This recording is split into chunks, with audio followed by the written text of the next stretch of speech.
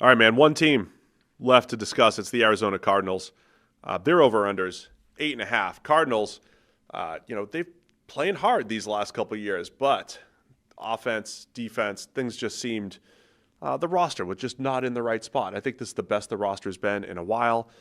We said a couple of years ago they should have been in full rebuild mode because they knew they didn't have Kyler Murray for most of the 2023 season. I think they spent that time loading up on draft capital, getting a little bit younger, and then this year, after their defensive line had some major issues last year from a personnel perspective, loaded up with Josh Sweat, Calais Campbell, Walter Nolan, Dalvin Tomlinson, just so much more talent, I think, on this team. So over-unders 8.5, and was impressed with how they had played the last couple of years, right? They were the team that looked like they should have been overwhelmed on paper and was very competitive at various points, overwhelmed at other times, but overall, I would say impressive couple of years with lesser talent, and now they're more talented than they've been. Really impressive.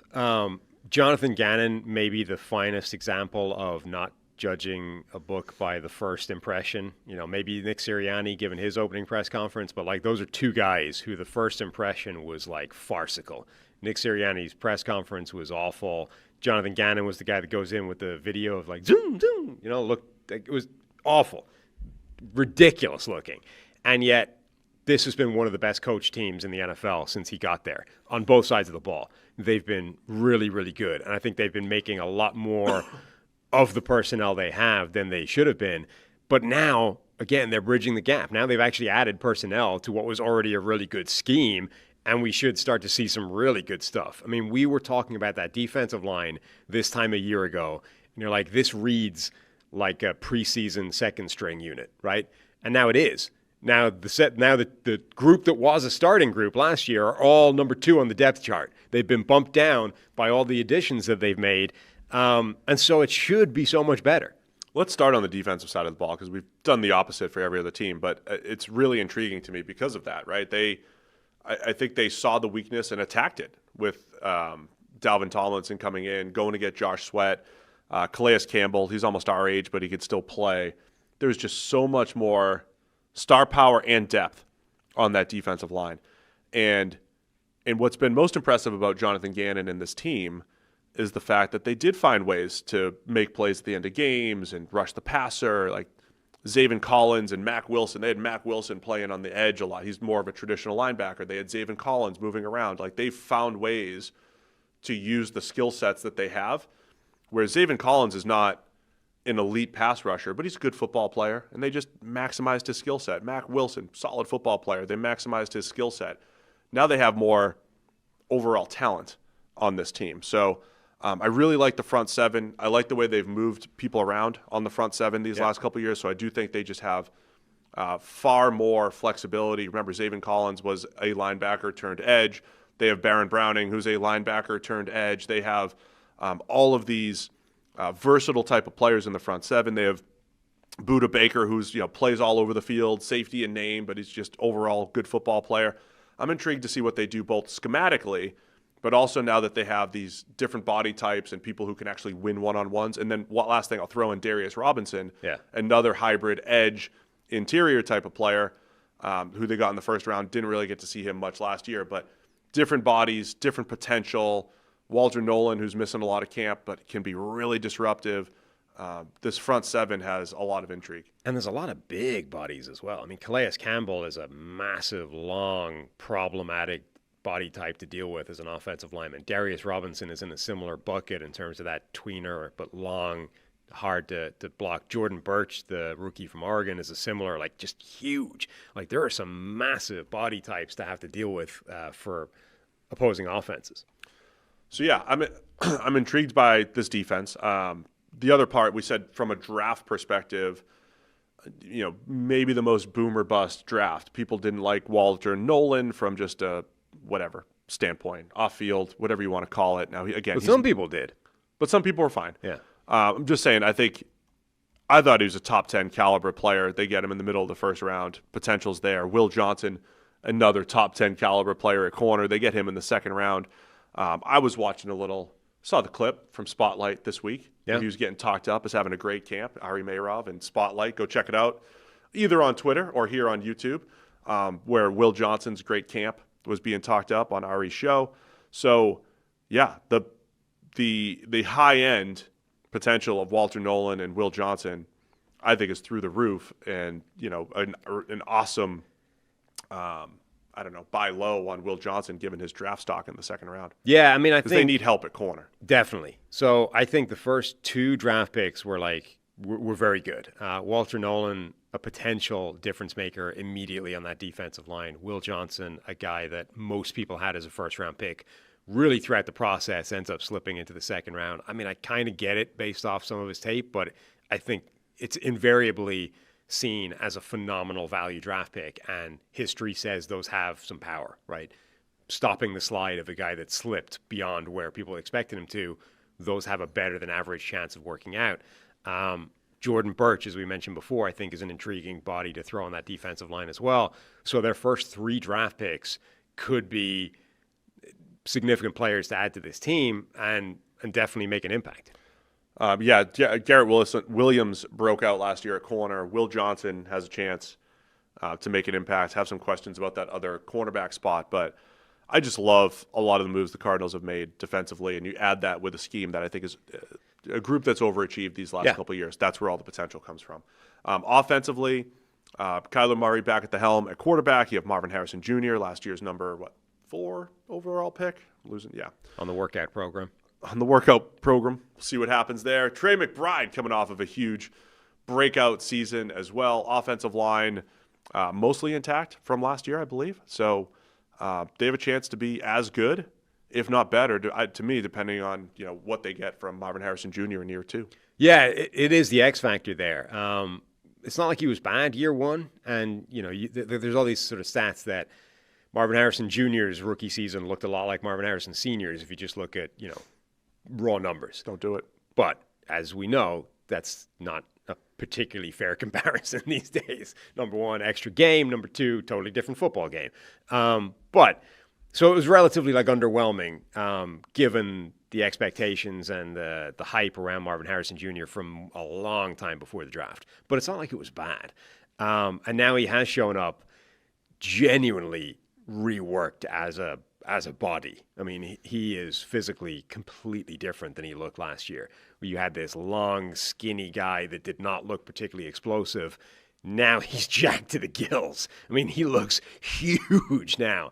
And I don't know how much more explosive or otherwise that's made him, but he is carrying a completely different type of weight than he was carrying last year. So that's going to be fascinating to watch, because if he can become that number 1 wide receiver that he was supposed to be at draft time, Marvin Harrison Jr., Michael Wilson, Trey McBride, the backfield is still strong with James Conner, Trey Benson. This is a group that could cook. Greg Dortch is back as a dynamic underneath slot weapon. That's for real if Marvin Harrison is that guy. Hey guys, real quick, only 40% of our viewers are actually subscribed, so let's change that. Hit that subscribe button, and now let's get back to the action. Zay Jones getting talked up as having a great connection right now. I have enough faith in Marvin Harrison Jr. that he's going to be good.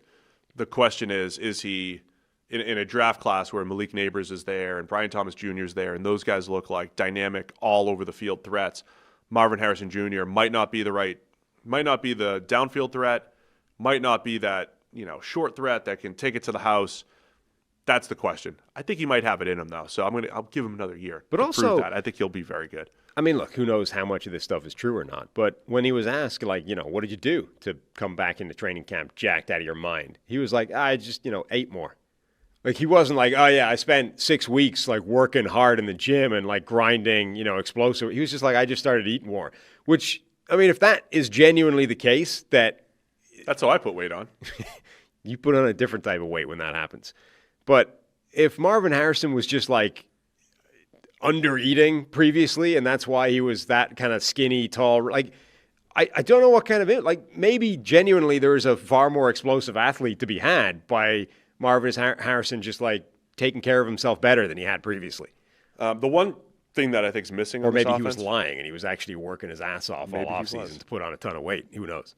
The one thing that I think is missing though is an explosive deep threat. Yeah. Especially for Kyler, who could throw the ball a mile, right? That's why I think we had Jalen Noel going to them. I wanted to put Noel with Everybody. with a lot, but Arizona with Kyler, with Tennessee, with Cam Ward in particular. If they could just find like a 4-3 receiver, Sure, on the waiver wire, I would love that for this offense. There was a lot of times last year the run game looked really good. James Conner as the workhorse. They're talking about giving Trey Benson, last year's rookie last year, giving him a few more touches. I think he's tough to tackle. Connor's become one of the best dependable running backs in the NFL. And like I said, most of the line is back, including Paris Johnson at left tackle heading into year 3. Brandon Thorne was talking him up quite a bit. I think he's continued to progress and it does look like one of the better young tackles in the league right now. absolutely. I mean, he's on the rise. I think there's a lot of young players ascending on this offense. It's reason for excitement. All right, let's wrap it up with this. The Kyler discussion. The way we described him last year, remember there was a couple games where he was unbelievable. Did they beat the Lions? No. There's a couple games where he was unstoppable. He had like 2 of the best 5 graded games at PFF in the NFL last year. Oh, it wasn't the Lions. It was the Rams game in week 2 where the dude was just unstoppable. Yeah. Made 3 insane throws against the Dolphins a few weeks later. But in between, it wasn't always there. And so there's elements to Kyler's game where he is so special in certain weeks. It's like no one's beating this team. Yeah. No, and that was a Cardinals team again. That was there ever a game where they had more talent than the other team? Probably not. And you saw Kyler just straight carry that squad, but it wasn't there every single time. And we saw that early in his career. The consistency aspect of Kyler, week to week, throw for throw, the special is absolutely there. We saw him not on the same page with Marvin Harrison Jr. Forget how jacked he is, and they just he's throwing the back shoulder, Harrison's running deep, vice versa. When they're on the same page, it's dropped. That connection, they have to figure it out. But Kyler can throw the ball to all levels, can make good decisions, can make big time throws. He could be a run threat as a scrambler. He could be a run threat in the design run game. Like all the ingredients are there for him to be a top 10 quarterback, but I don't think we've seen top 10 quarterback play or top 8 quarterback play for a few years from him.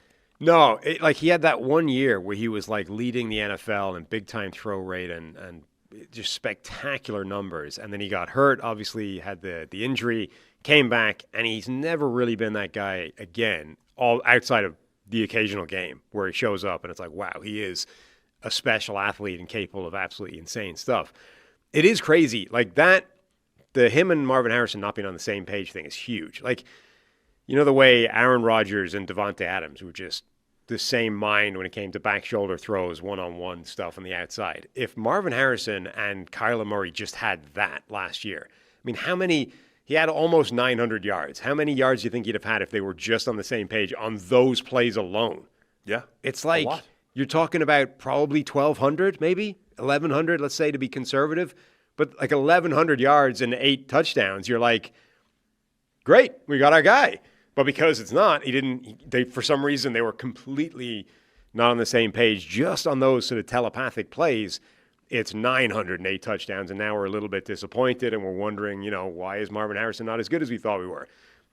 But, that's the difference between a relatively underwhelming season and a season where everyone's loving life and saying this guy's great and he can be amazing, is just those two guys on the same page on those plays. That should be fixable. Like, if they're not spending their entire offseason, working to be in concert on those plays, all you need is Kyler, Marvin Harrison Jr., and a Mark, right, to play corner. And that's it. Just spend the entire offseason with those 3 guys working that. And then we mentioned Trey McBride and his breakout. I mean, they have a potential to, if Harrison takes a step forward, McBride looks like maybe the next, top 2 tight end, him and Brock Bowers really as the other guys get a little bit older. There's a lot of potential there in Arizona. I'm liking where they're trending. Over-under is 8.5 here for the Cardinals. Where are you going with this one? You were sneaky high on them last year, right? Relative to, they had very low expectations. Yeah, I mean, for the same reasons. Like, you look at, and kind of similar this year, you look at the pieces and you're like, they've been a very well-coached team and they've gotten much better from a personnel standpoint. I could see this team being better than people are expecting them to be. I'll take, go ahead. You're going to go over. Yeah, why not? Let's go over. I'll go over for the Cardinals. This might be the one division, if you gave me any of these 4 teams to win it, and I wouldn't be surprised. Is there another division where any of the four could win and you wouldn't be all that surprised? I mean, both Norths, you would be shocked if the fourth team won it, Chicago or the Browns. The West, you would be shocked if the Raiders won it. Yeah. I mean, the Chiefs are there. Like, the Chiefs are the clear favorite there. Yeah. In the AFC West. The East, you would be shocked. The Bills if are the clear Giants won it. favorite. You'd be shocked if the Giants won it over the teams that they have to lead. South, the AFC South, would you be blown away? Titans. Yeah, I guess you'd be shocked if the Titans won it. In the NFC South, I'd be shocked if the Saints. Yeah. won. No, you're right. This might be does that just mean it's the team with the strongest fourth place side? That's what it is. Yeah. Yeah. But literally, I think with the wild cards in Seattle, Arizona's getting better. The Rams are getting better, but they have a back injury quarterback. And the Niners, I mean, they were the clear best team over the last couple of years. They just had one bad year, and they still have a lot of that nucleus back, right? So it's up there for the most competitive division with the Norths and probably the AFC West as well. Sure. Yep. Thanks for watching all the way to the end of our video. Check the Mic is live every Monday, Wednesday, and Thursday, so be sure to hit this subscribe button so you don't miss a thing. The all-knowing algorithm is convinced that you'll like these videos as well, and frankly, who are we to argue?